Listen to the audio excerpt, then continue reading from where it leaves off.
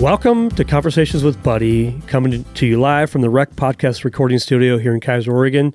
I'm really excited about introducing you my guest today, Chris Hahn. He's actually our podcast host. He's the one that puts all this together, but I really had the idea of interviewing him because I think he's got a lot of great talents, and he's got a story he wants to share as well. We all do, and so your time is coming.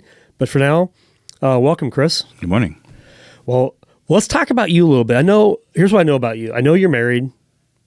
I think you have one daughter, and you've been in ministry before. So just kind of walk us through a little bit who you are, kind of where you grew up. Sure. And a little bit about you. Yeah. So, I'm, I just turned 46, back in August. And happy birthday. My wife and I have been married. We were just talking about this yesterday. We've been married 24 years. It'll be 25 in June. Congrats. So 1998, and I've got a daughter that just turned 18. So she just graduated from high school, and so we're getting geared up for college and got a car and a license and all of that stuff. Scary. So it's been a few months of an interesting new season of change for the whole family, in addition to a bit of a career shift for me as well. So so that's kind of like the current status. But so I'm I grew up. I have an interesting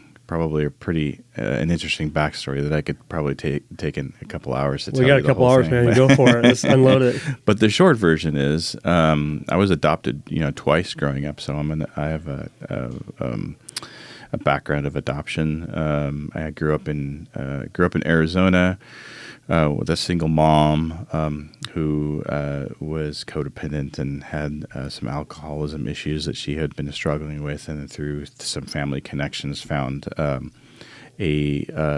family that wanted to help her out to get her stable by offering some legal guardianship. So when I was 5 years old, I went into legal guardianship with a family.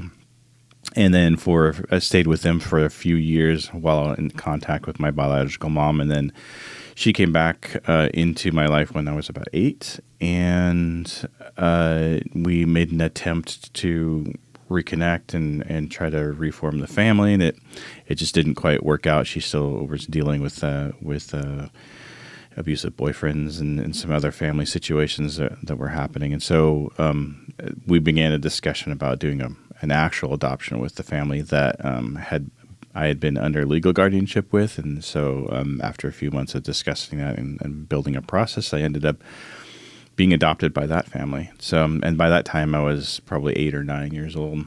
And then that family was really interesting. They had already had their own kids. They were grown up. They had gone to college, and so here they are, thinking about retirement or their next stage of life, and they've got this, 8 or 9 year old kid that they're trying to figure out. Okay, how do we do this over again? And so,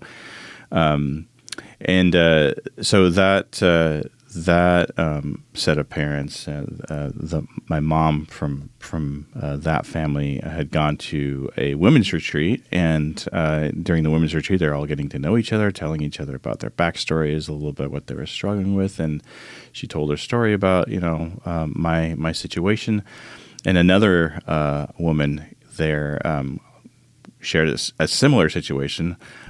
She had her 4 grandkids whose mother had been, incarcerated, and some family tragedy had happened, and so they wanted to give them a fresh start. They were living in Anchorage, Alaska, so they bought a school bus, packed all the kids into it, drove them down to Albany, bought a little farmhouse thing out there, and we're just continuing to. So this lady had her grandchildren that she was raising, and they're all similar ages to me, and so that was really interesting. They had some connections through some shared experience and that kind of thing, and so I had gone to a youth group with them, and so I knew this family, and through a long set of discussions and meals and meetings and stuff, the Lord really spoke to the family of this this family that had brought their kids from their grandkids from Alaska, and they said, we got 4 kids. What's another kid? And so like, how would you feel about having your son be with us? And so. After discussions and things, we ended up discussing this idea of doing a guardianship with this family. And it wasn't because that family, the first family, didn't love me or anything, but they were really trying. They had made plans to move to the islands and like sell their house and sold their business and stuff. And so I had gotten in the middle of that, and so they're trying to consider like how would bring me along, and so. But this opportunity had presented itself, and it was an interesting opportunity. And unbeknownst to that family, it was really interesting because as I was growing up, my first family had encouraged me to pray every night. And what did I want to pray for? I always prayed for brothers and sisters. And lo and behold, when I was 11 years old, a family comes that's interested in taking me in with brothers and sisters. And so we worked out a thing where I would stay with them for a week, and then I would stay with the other family for a little while. And then over the course of 6 months, I had sort of moved my stuff from one family to the other, and they had a room for me in both places. And so I went back and forth, and then eventually I was fully with the Hahn family. And it was really, really interesting. The mother of that family was a retired teacher in Alaska and an EMT, so she had a really interesting skill set of teaching. And then the father from that family, he had worked in law enforcement, and then subsequently had started a place called Turning Point Boys Ranch up in Alaska, which was taking delinquent youth. Offenders into a program, and it's kind of a bit of a boot camp type of, where they're trying to instill some values and straighten out some kids. And so he had this real disciplinary experience working with youth, and then I had this teacher. That mom was a teacher, and so their combined skills really took me through what I would probably consider a rebellious time in my life, And so you can imagine growing up in a childhood, where you're moving around a lot. As loving as everybody is, it changes you. And as a teenager, I acted out like most teenagers, and but what was really interesting, it really wasn't until my 20s that I kind of looked back and said, "Wow, God really guided me through my entire childhood up until I was 20s. I had a biological mom who loved me as much as she could until I was 5, and then I had this other family that took care of me and guided me through my grade school youth, and then as I became a teenager and I started acting out, I had a teacher and a really strong disciplinarian that helped me guide me through that part of my life. And so hindsight being 2020, you look back and see like, wow, you could really see where God guided me through this entire path. And so that's kind of like my growing up. And then as I got into my 20s, and trying to figure out, who I was as a person, I went through trying different careers, and I knew that I was a creative person.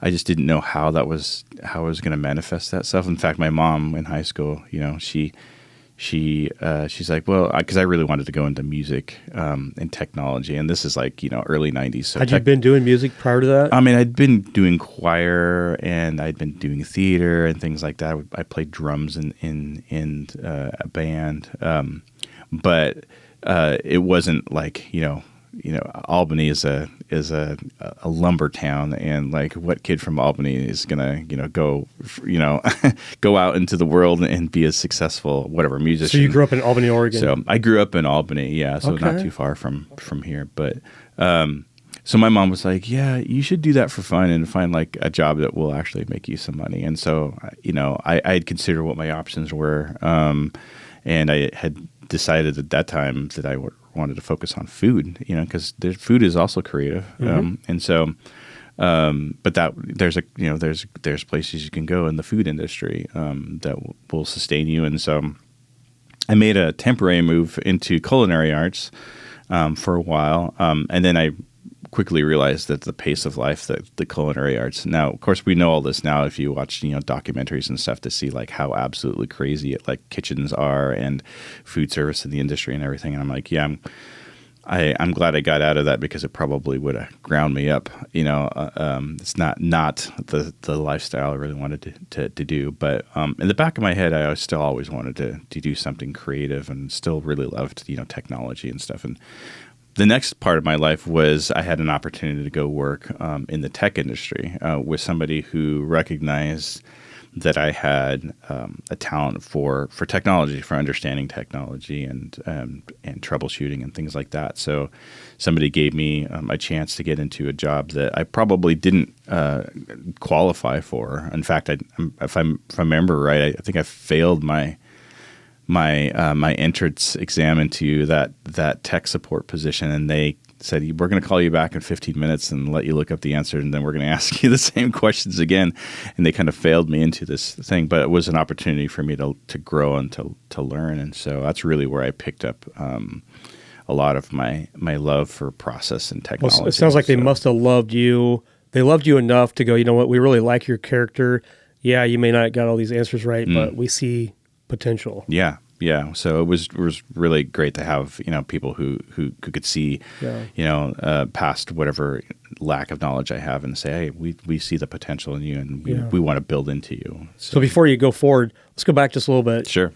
Where's your dad? Where's your biological dad? Yeah, so I never knew my biological dad. He was never around when I was growing up. So, and it's been really interesting. I've always had strong mother figures in my life. Whether or not it was, the family I was with, or, if I in like my wife, has a really, my mother-in-law is really great. But each one of the father figures I had in my life played a slightly different role. My father from my first adoption had kind of a English temperament, and he was really into like carving and fishing, real hands-on type of guy,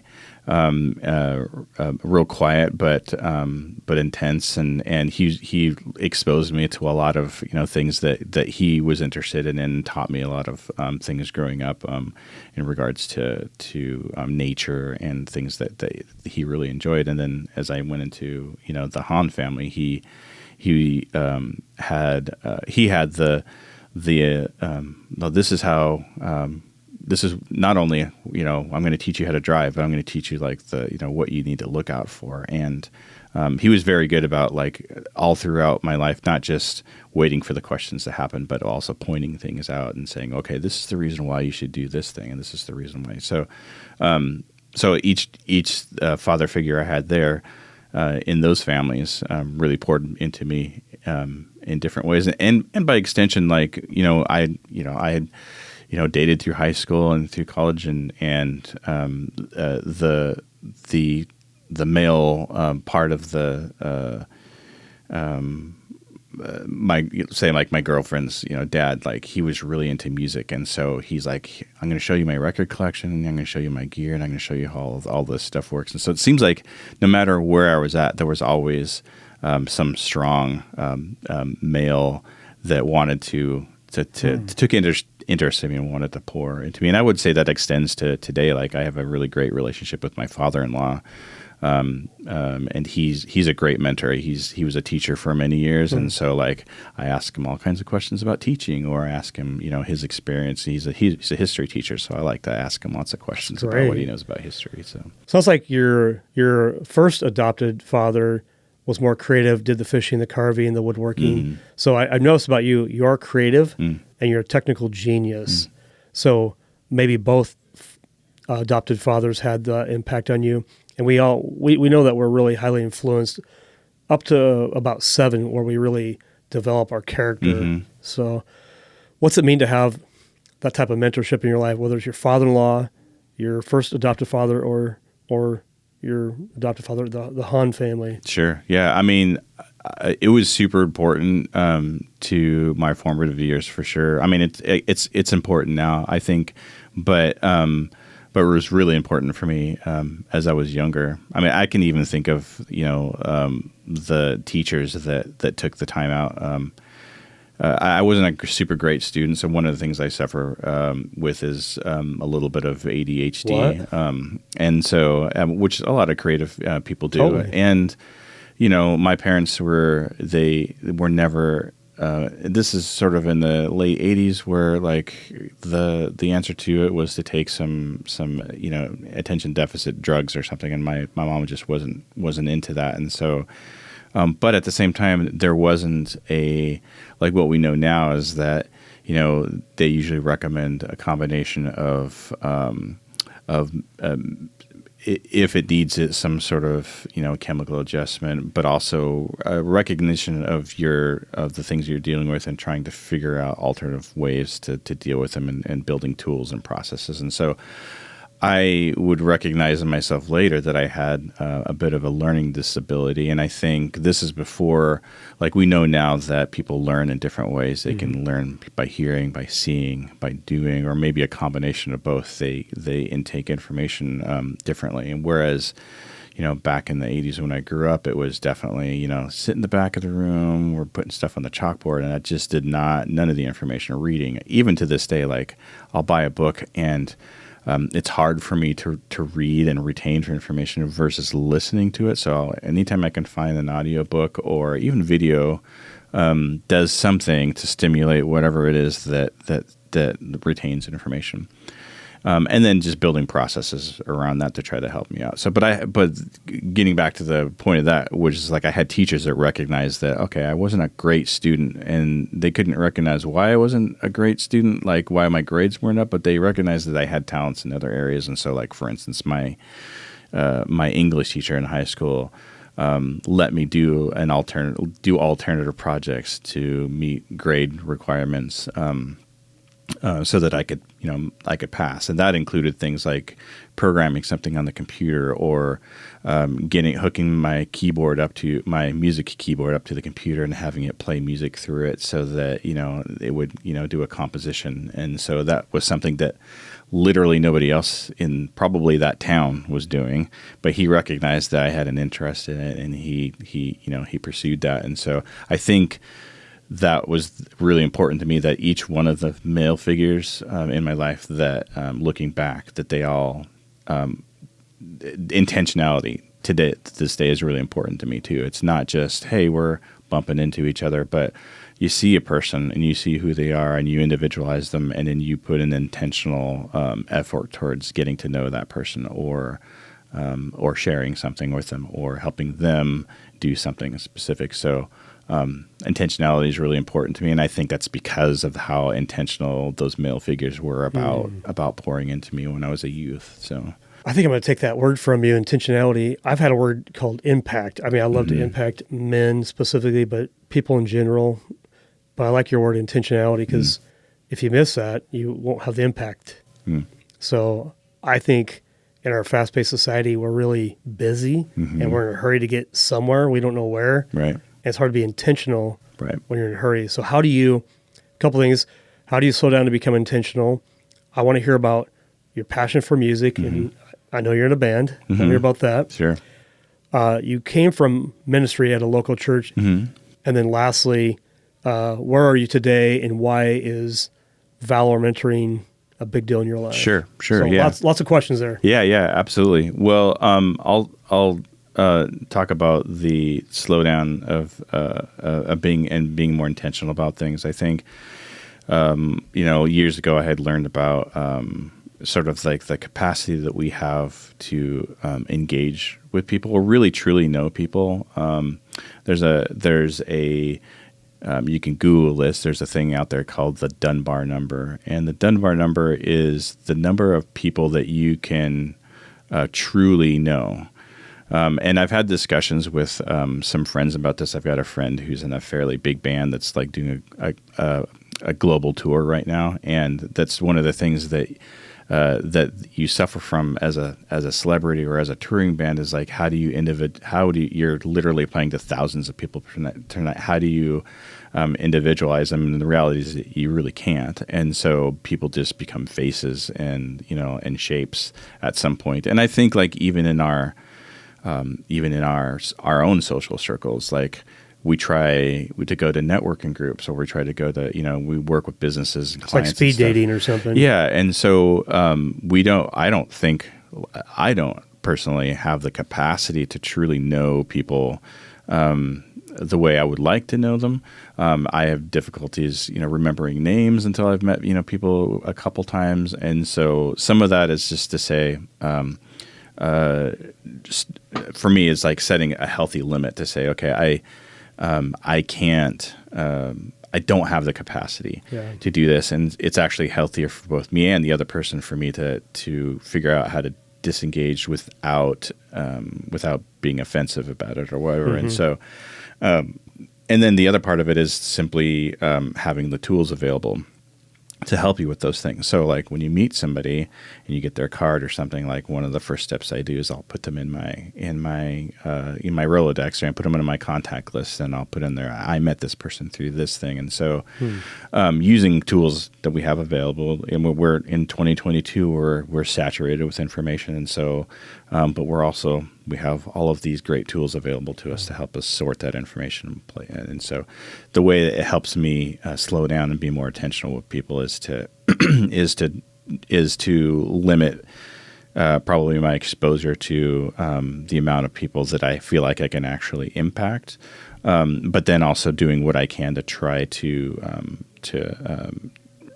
remember that I've run into this person before. And that literally happened Wednesday at the Food for Thought. I saw this guy that was like, I worked with him at the Olive Garden back in the 90s. And he's like, I don't know who you are. I'm like, you do know who I am. Actually, I remember you because, this thing. And so being able to pull those out, every once in a while, because I've made a note for myself, You remembered, he didn't. So, and that probably impressed him a little bit. Like at some point in time, you were intentional about remembering this guy, something he did. Yep. And how did he respond to that? Sure. Oh yeah, he's like, yeah, I remember you. And then we were able to do some reminiscing. And now he's like, hey, call me up. Let's do. You and I went different paths, but we kind of ended up in a similar place. So let's have lunch. And so that might be a reconnection. And I love those types of things where I can reconnect with somebody. And because again, with the capacity I have with people, it's like, people drift in and out of your circle and your life. And so maybe at the time he went off and did something different, and I had other people come into my life that have now moved on, and now I've got the capacity to reconnect with him. And so I feel like I have an organic pace of people that sort of drift in and out of your circle of influence. Wow. So it's probably a lesson on intentionality and capacity.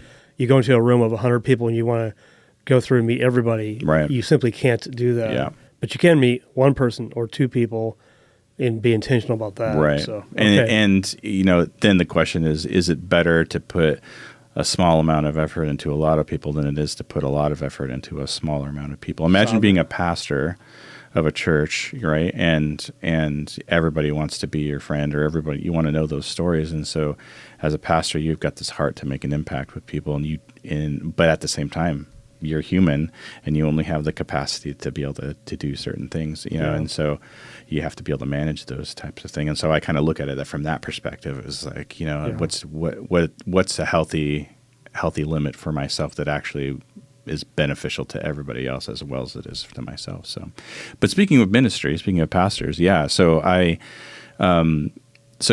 after I had going back to my story, after I'd kind of gotten out of food service and I had this opportunity to work in the tech industry, and so I ended up after a while. This was like the internet was just booming in the late 90s, and it was like this huge explosion. They called it the .com bubble, and so I ended up going from company to company and ended up at IBM eventually, and right at the peak of the internet boom. But around 2000, around 9/11, the economic boom and all of that sort of fell apart. partially because of that event, but partially because I think it just got to a peak, and then it needed to go someplace, and the only place to go was down at that point. And so I found myself in a position of being around a lot of other people that were actually better and smarter than I was.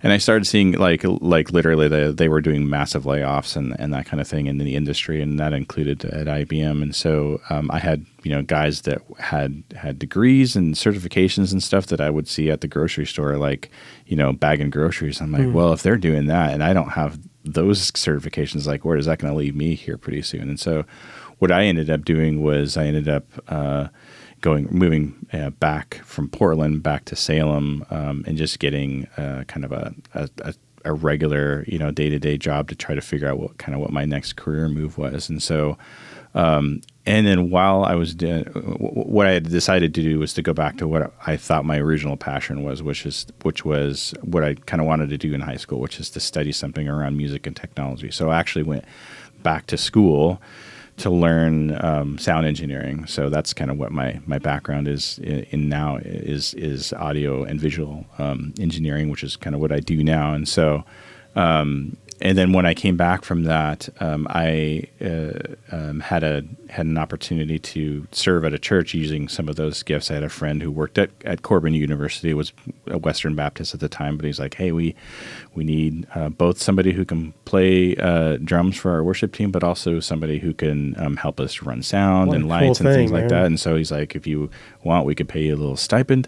So that got my foot in the door to working in ministry, and that ended up leading to basically a full-time job working at Morning Star Church for 13 years, overseeing their IT and their telecom and their tech and lighting and all of that stuff. And so had fully planted myself in that, not because I was aiming to get a job in ministry, but the Lord presented that to me, and I was like, okay, well, this is because my original plan after getting out of sound engineering school was to go start a recording business, and I did for a time. I produced a couple albums right out of the gate, but I realized that if you really want to go into that industry, you kind of need to move to where the industry's at. So you got to move to Nashville or LA or New York or one of those places where there's a hub of music, and that wasn't happening here in Salem, or it definitely wasn't happening in Albany. And so but that was a useful skill. It just needed to get redirected to ministry. Is where it ended up happening. So worked at Morning Star for 13 years, ended up having an opportunity to move over to Salem Alliance, largely because the what I was doing at Morning Star was more on the technical side, and I really, really felt compelled to lean more into my creative side.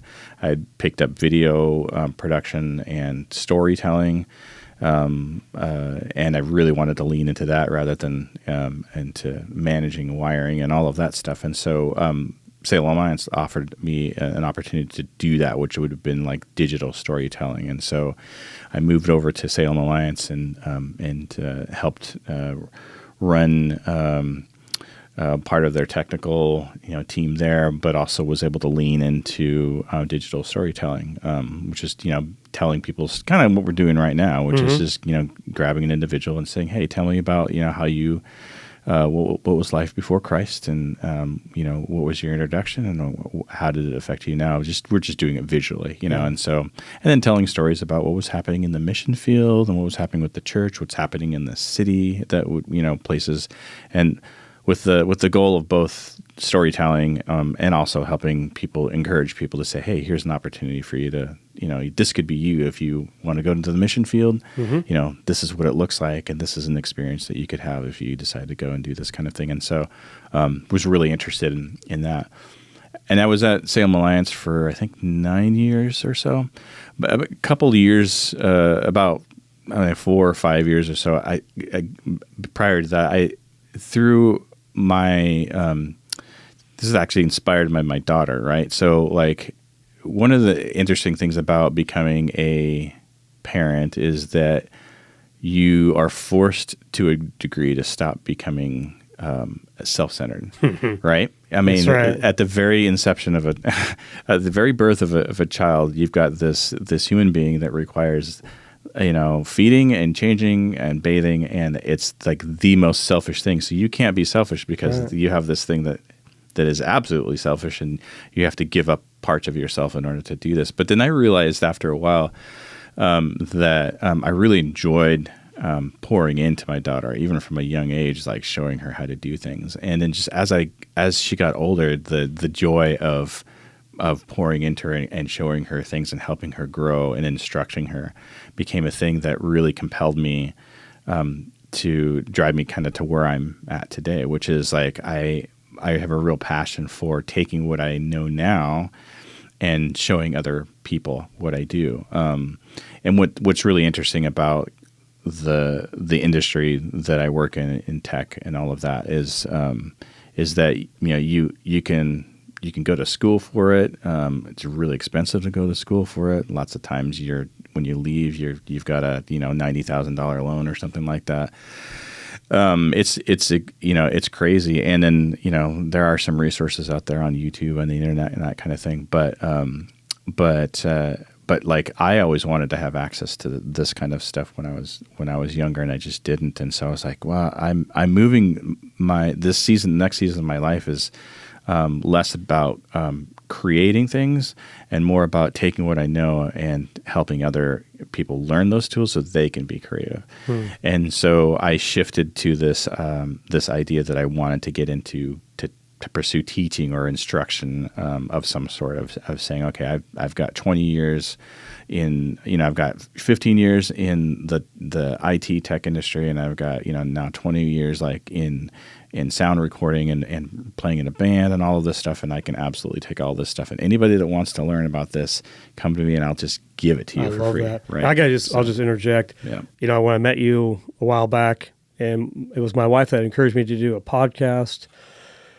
And then Tim Davis introduced me to you. I'm like, I don't know Chris, and I don't think I'd be here today doing a podcast really if it wasn't largely for you. And I don't think I gave you the value because I don't know, until right now, I don't know your history. I don't know you've had 20 years of passion and study and jobs of doing sound engineering, video production, whatever. But now I know, and I have a higher level of appreciation for it. So I just want to say thanks. Oh, yeah. Thank you. Yeah.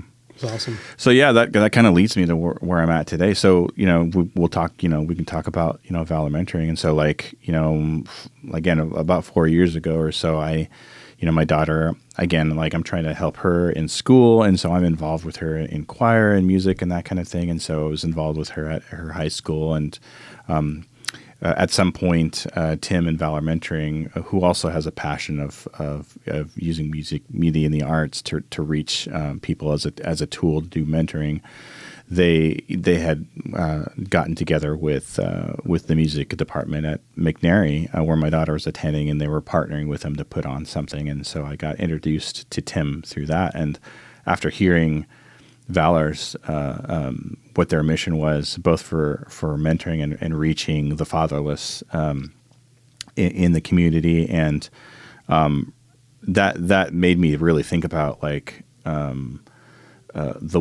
role that fathers have played in my life, and realizing like, oh yeah, I'm definitely being guided to this place to use both the knowledge I have to as a tool to create a relationship with somebody, but then now I've got this opportunity to pour into this person with also life experience and things like that. So just like I do as a dad, I'm showing hard skills, but I'm also instilling moral values and having conversations like that too. So I saw like what they were doing as a perfect vehicle for kind of where I wanted to go next. I had prior to that had considered trying to start some sort of small school, some sort of tech school here in the area, but it didn't necessarily have the same mindset. It was definitely like, hey, I want to show people how to do what I'm doing, but it wasn't as personal as mentoring, which is again intentionally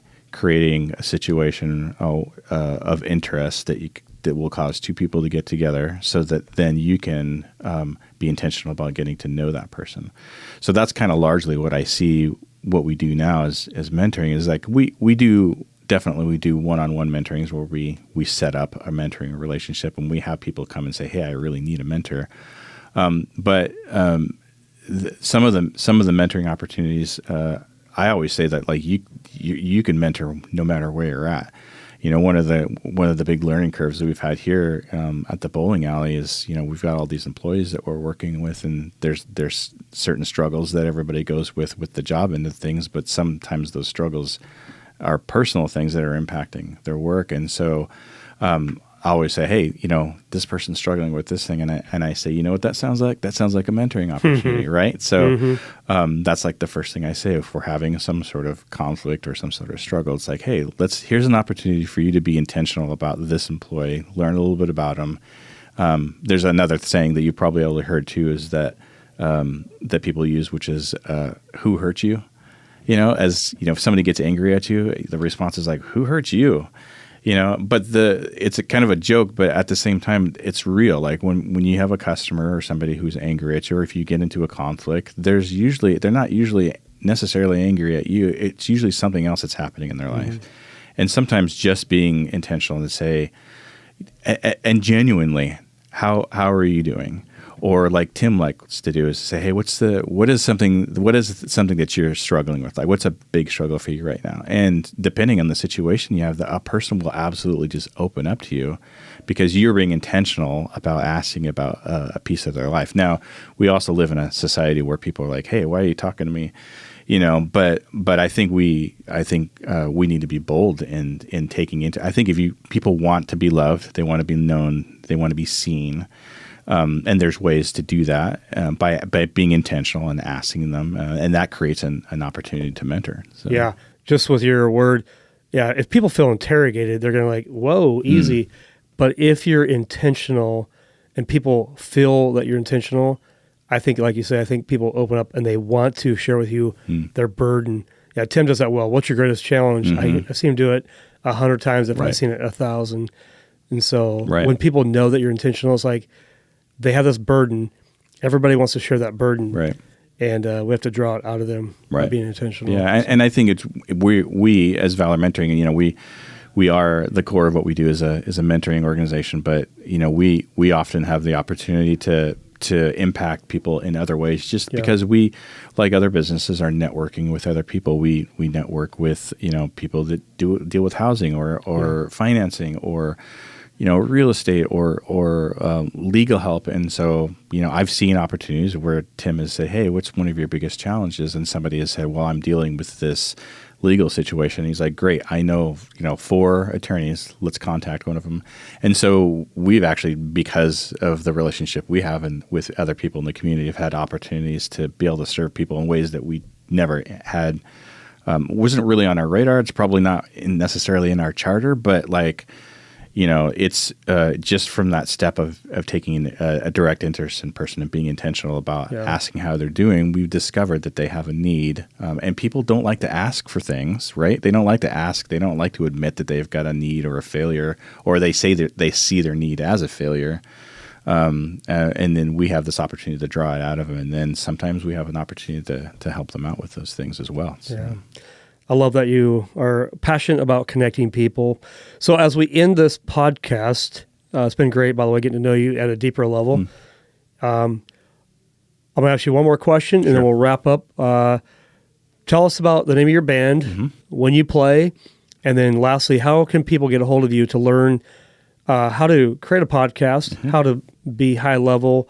I know that you have plenty to teach people. So, Yeah. So, so my band, I've been in many musical projects over the years. I'm primarily a drummer. My choir teacher in high school said, hey, we need a drummer because the other drummer is graduating out. And so they did some pretty simple rhythmic tests to see who could, I'm going to play a rhythm and then you repeat it back to me. And I was the one who won that. So she's like, great, I'm giving you the school drum set and I'm sending you to drum camp over the summer. And so much to the chagrin of my parents, because drums are a noisy instrument. But I picked up the drums when I was in the middle of high school, and that's been my instrument. And so I've been in and out of bands. And so currently, I'm in a band called it's Rich Swanger and the Little Known Band. And so it's really Rich Swanger who's the singer-songwriter, and the Little Known Band is a bunch of us guys that